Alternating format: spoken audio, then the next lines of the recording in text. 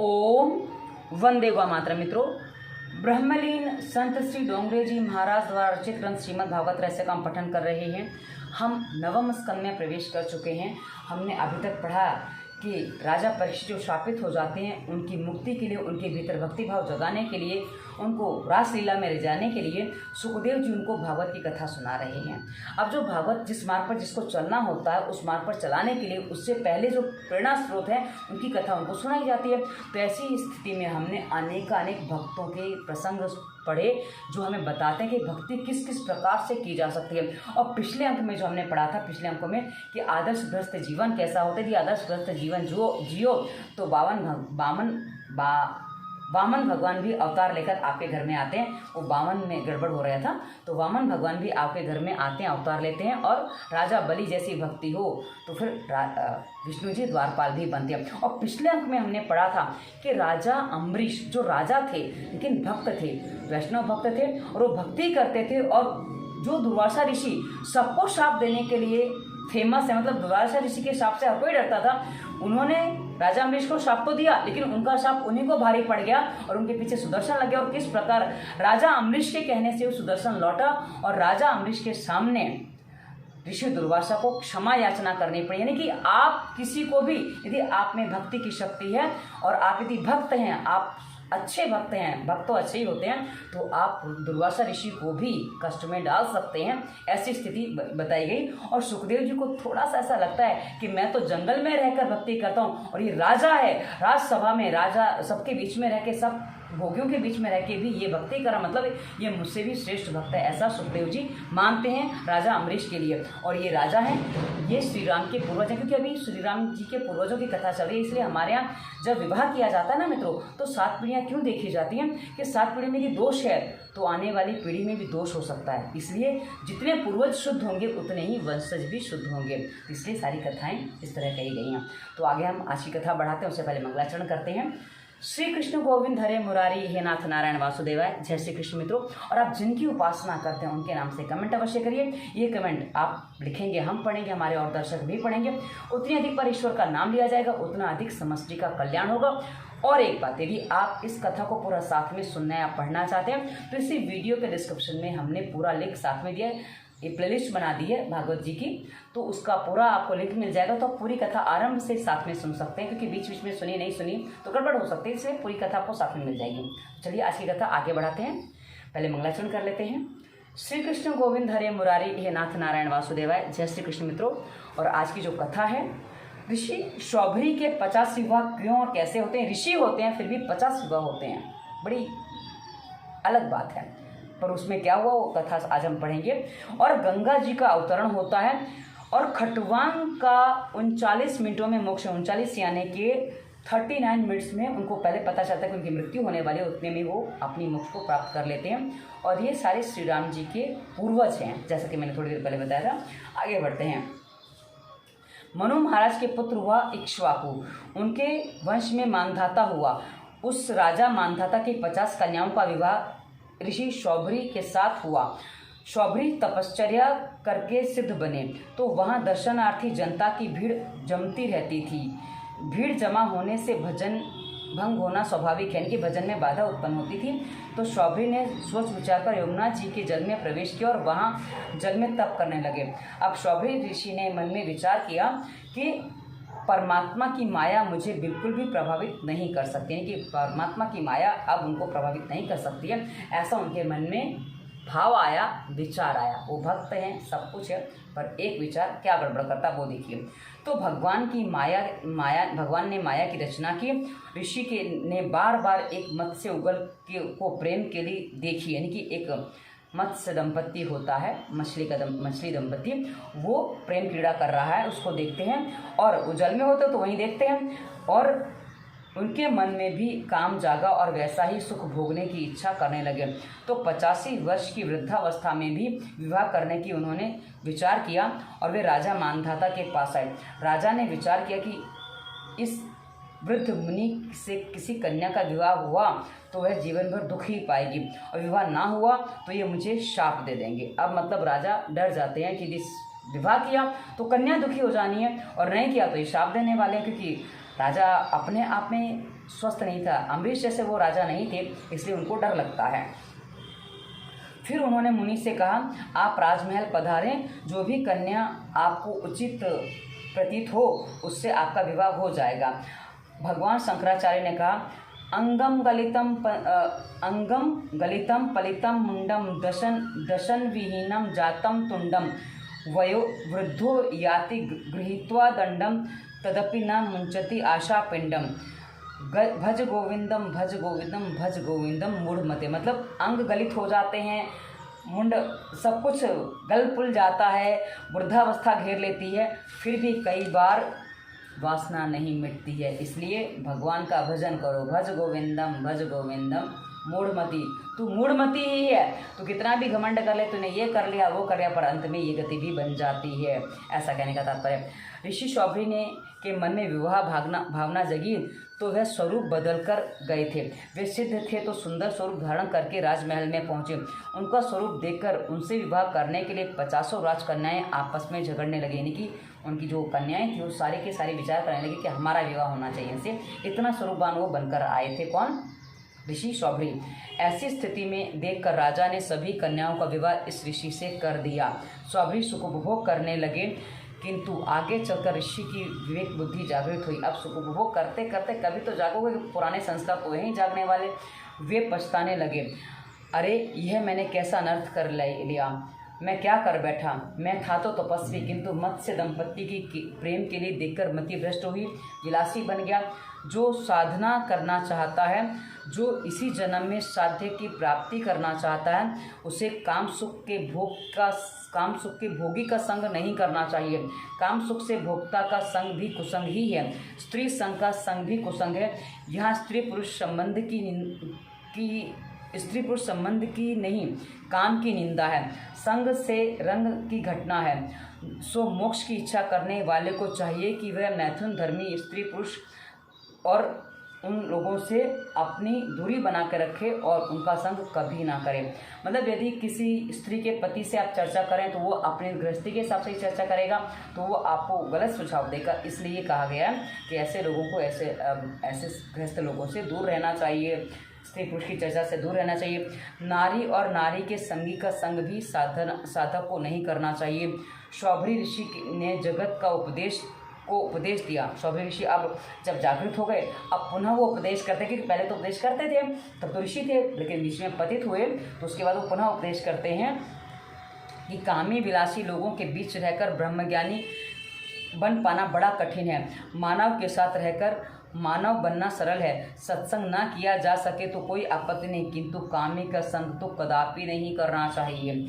इसके बाद सगर नामक चक्रवर्ती सम्राट हुए। उनके यज्ञ का घोड़ा इंद्र ने छिपा लिया तो उनके पुत्र उसके खोज में निकल पड़े। उन्होंने अपने घोड़े को कपिल मुनि के आश्रम में देखा तो मान लिया कि इन ऋषि ने ही घोड़ा चुराया है, मारो उसे, यह चोर है। ऐसा कहते हुए वे ऋषि की ओर बढ़ ही रहे थे कि सब कपिल की तेजाग्नि से जलकर भस्मीभूत हो गए। अब इनको ढूंढने के लिए सगर का पौत्र अंशुमान निकला। उसने कपिल भगवान की स्तुति की तो मुनि ने कहा, यह घोड़ा तेरे पितामह के यज्ञ का है, ले जा इसे। अब इंद्र ने छुपाया था पर आरोप किसी और पर आ गया, तो भाई उनकी तो शक्ति थी, उन्होंने भस्म कर दिया सबको कि भाई कैसे होगा ये, तो ले जा इसे। यानी कि जब अंशुमान पहुंचे तो उन्होंने कहा, ले जा इसे, तेरे पिता के यज्ञ का घोड़ा है। अंशुमान ने ऋषि से अपने चाचाओं के उद्धार का उपाय पूछा। ऋषि ने कहा, इनका सबका उद्धार केवल गंगा जल से हो सकता है। यदि गंगा जी पधारें तब ये संभव है, और तो कोई उपाय मुझे दिख नहीं रहा है। गंगा जी को प्रसन्न करने के लिए अंशुमान ने, उनके पुत्र दिलीप ने और दिलीप के पुत्र भगीरथ ने तप किया। मतलब कितनी पीढ़ियों तक तप किया गया, क्योंकि जो कई बार होता है ना कि कुछ चीज़ें ऐसी हो जाती बिगड़ जाती तो पीढ़ी से पीढ़ी लग जाती है। आजकल तो लोग 2-4 दिन में ही, 2-4 घंटे में ही घबरा जाते हैं, 2-4 मिनटों में ही, अरे मैंने तो इतना किया कुछ मिला नहीं। ये देखिए पीढ़ियों की पीढ़ियाँ लग गई। 3 पुरुषों का पुण्य एकत्र हुआ, यानी कि 3 पीढ़ी में अंशुमान, दिलीप और दिलीप के पुत्र भगीरथ का पुण्य एकत्र हुआ, तब जाकर गंगा अवतरण हुआ। 3-4 जन्म का जप पुण्य एकत्र होने पर ही गंगा का अवतरण होता है। अब एक बात आप ये समझ लीजिए कि यहाँ कोई भी जनरेशन गैप जैसी चीज़ नहीं होती थी, क्योंकि जो पिता ने पुत्र को सिखाया वो पुत्र ने अक्षर से माना और उसी अनुसार उसकी बुद्धि बनाई और उसका पालन किया। भागीरथ राजा ने भगवान शंकर से प्रार्थना की कि गंगा जी की धारा को सिर पर लेने के लिए वे तैयार हो जाएं। शिव जी ने अपनी जटा में गंगा जी को उतारा और वहां से वे धरती पर प्रवाहित हुई। गंगा जी अनेक स्थानों को पवित्र करते हुए पाताल में भी गई। गंगा जी का स्पर्श होने पर उस भस्म में से दिव्य पुरुष उत्पन्न हुआ। इस प्रकार सगर के पुत्रों को सद्गति प्राप्त हुई। राजन, गंगा जल का स्पर्श यदि मृत्यु के पश्चात भी मुक्ति देता है तो जीते जी उसका पान करने से सद्गति मिलना कोई आश्चर्य की बात नहीं है। जीव को शिव होना है। यदि ज्ञान गंगा को वह अपने सिर पर धारण करे तो शिव बन जाता है। ज्ञान गंगा का स्वरूप है। गंगा ज्ञान का स्वरूप है, उल्टा बोल गई, ज्ञान गंगा का स्वरूप है। गंगा जी को भगीरथ राजा ने अवतरित किया, अतः उनका नाम भगीरथी भी हुआ। गंगा जी नारायण के चरणों से प्रकटी हुई हैं। गंगा जी नारायण के चरणों में हैं तो शिव जी के शीश पर है। नारायण के चरण, ऐसा कहा जाता है, मैंने सुना है कि नारायण के अंगूठे से गंगा जी निकली हैं और वो शिव जी के सिर पर विराजमान हैं। आगे चलकर इस देश में एक खटवांग नामक राजा हुए। उसने देवों की ओर से जाना कि 2 घटिका के बाद उसकी मृत्यु हो जाएगी। 2 घटिका अर्थात 40 मिनट के आसपास की स्थिति बनती है। 40 मिनट को 2 घटिका, 1 घटी 20 मिनट की होती है वर्तमान समय के हिसाब से देखें तो मृत्यु हो जाएगी। तो उसने सब कुछ छोड़ छाड़कर भगवान से मन को जोड़ दिया। परमात्मा का ध्यान करते हुए उसने देह का त्याग किया, उसे सद्गति मिली। इस प्रकार मात्र 2 घटिका अर्थात 39 मिनट में ही खटवांग ने आत्मकल्याण कर लिया। खटवांग के बाद दीर्घबाहु राजा हुआ और उनके बाद रघु महाज्ञानी और उदार थे। अंत में उसने सर्वस्व का धोती तक का त्याग कर दिया था। मतलब राजा रघु ने सबका त्याग कर दिया था। उनकी बड़ी कीर्ति फैली। इस कारण से सूर्यवंश का नाम रघुवंश पड़ा। रघु के नाम से ही रघुवंश नाम पड़ा था, ऐसा कहने का तात्पर्य। रघु राजा ने कई यज्ञ किए थे जो भगवान के वंश को संबंध को अर्थात संबंध को संभालता है। उनके अपने वंश का कभी नाश नहीं होता। राजा रघु के घर अज नाम के राजा हुआ और अज के बाद दशरथ अयोध्या के राजा थे। वे पूर्व जन्म में ब्राह्मण थे। अब ये पूर्व जन्म की कथा है और मैंने आपको पिछली कथाओं में बताया था कि मनु शत्रुपा जब तपस्या करते हो तो उनको 3 जन्म में उनके पुत्र के रूप में आने का वचन देते हैं विष्णु जी, तो उसी रूप में ये आते हैं। अब दशरथ के, क्योंकि मात्र उतने ही जन्म तो होंगे नहीं, उसके बीच में और भी जन्म तो होंगे, क्योंकि जब हम भीष्म पितामह की कहानी पढ़ते हैं ना, जो वो बाणों की सैया पर आते हैं तो वो पूछते हैं श्री कृष्ण से कि मैंने ऐसा अपराध कोई 100 जन्मों में तो किया नहीं कि जिससे मुझे बाणों की शैया मिले। तो कहते हैं कि उससे और पीछे जाओ, मतलब 106 जन्म पीछे उन्होंने कुछ अपराध किया था जिसका दंड उन्हें बाणों की शैया के रूप में मिला था। तो अनेकों जन्म के बाद भी कभी कुछ चीज़ें होती कि जब उस जन्म में उस स्थिति का निर्माण होता है तब वो चीज़ें बन जाती हैं, ऐसा कहने का तात्पर्य बनता है। आगे बढ़ते हैं। इस पूर्व जन्म के ब्राह्मण का नियम था, मतलब राजा रघु और ये राजा दशरथ जो है वो पूर्व जन्म में ब्राह्मण बताए गए यहाँ पे। तो वो है, इस पूर्व जन्म के ब्राह्मण का नियम था कि गांव के बाहर आए हुए मंदिर में रणछोड़ राय जी को प्रतिदिन 1000 तुलसीदास दल चढ़ाना। वे धीरे धीरे वृद्ध हो चले थे, 85 वर्ष के हो गए। एक बार ज्वर आया, यानी कि बुखार आया, तो उन्होंने ज्वर से कहा तू आए, इसमें मुझे कोई आपत्ति नहीं है, किंतु ठाकुर जी की पूजा के बाद आना। मेरी सेवा का क्रम टूटना नहीं चाहिए, वह अटूट रहना चाहिए। ऐसा संकल्प सुनते ही ज्वर भाग गया।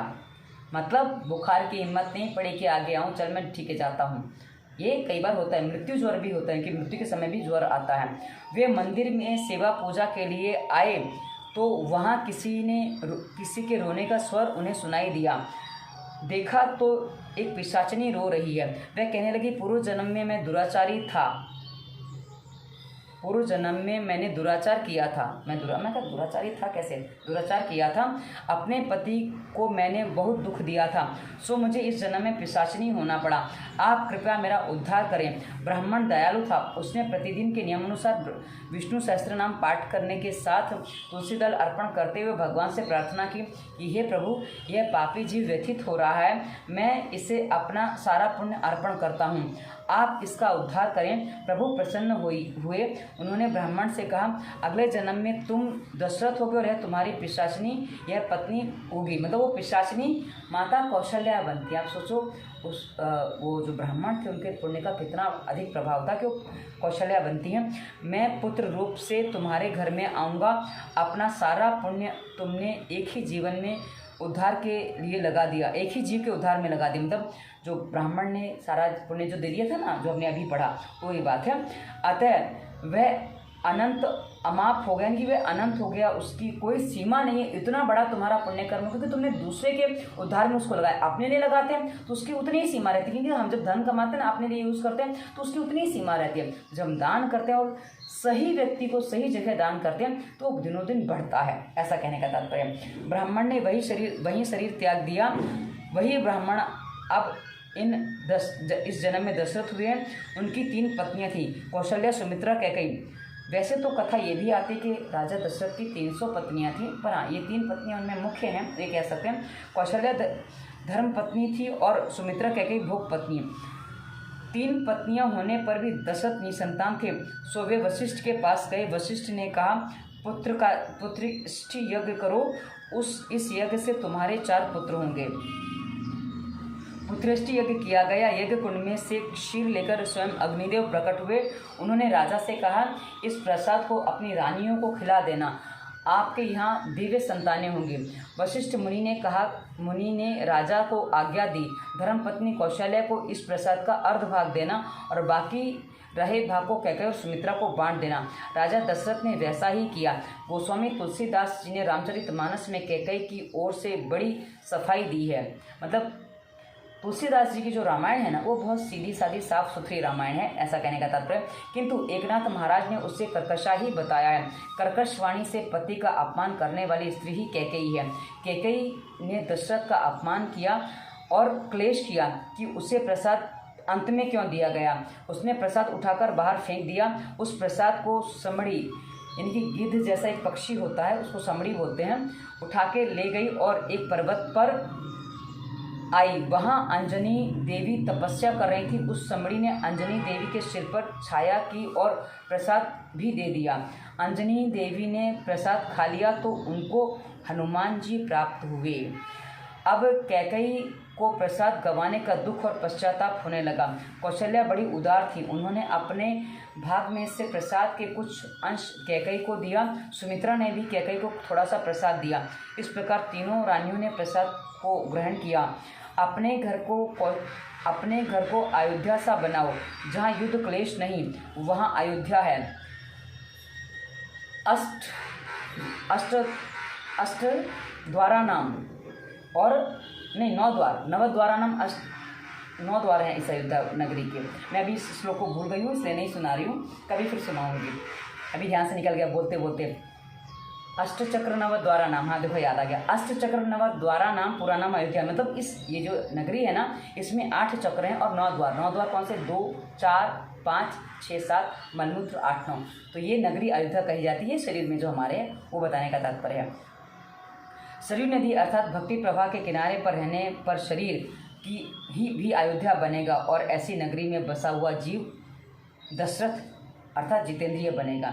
अब राजा दशरथ कैसे जितेंद्रिय थे, क्योंकि यहाँ वो प्रधान भी बताया गया। तो ये शब्द इनके क्या डोंगरी जी महाराज के हैं। आगे बढ़ते हैं। मानव जीवन क्षणभंगुर है, ऐसा मानकर मनुष्य को निरपेक्षता और नम्रता धारण करनी चाहिए। अपने इंद्रिय रूपी अश्वों को नियंत्रित करके शरीर रथ को योग्य मार्ग पर चलाओगे तो रामचंद्र जी पधारेंगे। अपनी इंद्रियों को वश में रखो, जितेंद्रिय बनो। इंद्रिय ईश्वर की सलाह लेना, मन की नहीं। मन विश्वास खाती है। 10 इंद्रियां रूपी अश्वों को नियंत्रित करके शरीर रथ को लेकर जो रामचंद्र जी की ओर जाता है वही दशरथ है। ऐसे राजा दशरथ के घर भगवान पुत्र रूप में आते हैं। राजा दशानन रावण विष्णु के अमर्यादा भोक्ता के घर भगवान काल रूप में आते, मतलब दशानन रावण यानी रावण के घर में जब आएंगे तो काल रूप में आएंगे, पर दशरथ के घर में, जिसमें दशरथी हैं, उसके घर में अवतार के रूप में आते हैं उसका कल्याण करने के लिए। दशरथ जीवात्मा है, इन 10 इंद्रियों को वश में करके जो जितेंद्रिय बनता है वही दशरथ है। 10 इंद्रिय, 5 कर्मेंद्रिय, 5 ज्ञानेंद्रिय, 10 इंद्रिय कही जाती हैं। जो सभी को प्रसन्न करता है उसके यहाँ सर्वेश्वर आते हैं। दशरथ सभी रानियों की इच्छा जान लेते थे। सुमित्रा कहती कि वह तो कौशल्य की सेवा ही करना चाहती है। दशरथ ने विचार किया कि इसका पुत्र महाज्ञानी होगा। राम के गर्भ जन्म के समय से ही कौशल्या को तो ईश्वर के ध्यान में लग जाने की इच्छा हुई और वो ध्यान में लग गई। अब एक बात और कौशल्या माता के बारे में कही जाती है कि जब से राम गर्भ में आते हैं ना, तो माता कौशल्या वो अपने लिए जो भोजन करना है ना, उसके लिए अपने आप मेहनत करके कुछ धनोपार्जन करती हैं, उससे वो अपना पेट उस समय पाल रही होती, क्योंकि उनका ऐसा रहता है कि राजकोष से यदि मैं अपना भोजन करूँगी तो पता नहीं किसने कैसा धन कमाया है, यदि वैसा धन मेरे शरीर पे, उसका अन्न मेरे शरीर में जाएगा तो मेरे बालक पर उसका दुष्प्रभाव पड़ सकता है, कुप्रभाव पड़ सकता है। इसीलिए वो ये निश्चय करती कि वो स्वयं धनोपार्जन करेंगी और वो अति मेहनत करती। पता नहीं उनके लिए क्या बाली आदि तोड़ती, कुछ ऐसा मैं भूल गई हूँ अभी, तो बहुत मेहनत करती है, ऐसा काम करती हैं जिसमें उनको पूरा श्रम करना पड़े, उसी से वो अपना भोजन करती थी। ऐसा भी वर्णन मैंने पढ़ा है। उनका सहज सुमिरन चल रहा था। कौशल्या के तो रोम रोम से परमात्मा के मंगलमय नाम का जप हो रहा था। दशरथ ने कौशल्या से पूछा, महारानी आपकी क्या इच्छा है? कौशल्या ने कहा, इच्छा ही तो दुख का कारण है। मुझे सुख की इच्छा नहीं है, मैं तो आनंद रूप हूँ, मुझे अकेले ही ध्यान करने दें। दशरथ ने वशिष्ठ से कहा, गुरुजी कौशल्या तो ऐसी बातें कर रही है। वशिष्ठ ने कहा, यह तो शुभ संकेत है। 9 मास परिपूर्ण होने आए थे। एक रात्रि को दशरथ ने स्वप्न में देखा कि उनके आंगन में कुछ ऋषि महात्मा आए हैं और जगा रहे हैं। राजा ने स्वप्न में सरयू स्नान किया, श्री नारायण का पंचामृत में अभिषेक किया। स्वप्न में ही श्री लक्ष्मी नारायण की आरती और दर्शन कर रहे थे। उन्हें लगा कि प्रभु भी प्रसन्न हैं। इस सुंदर स्वप्न की समाप्ति के बाद वे जाग गए।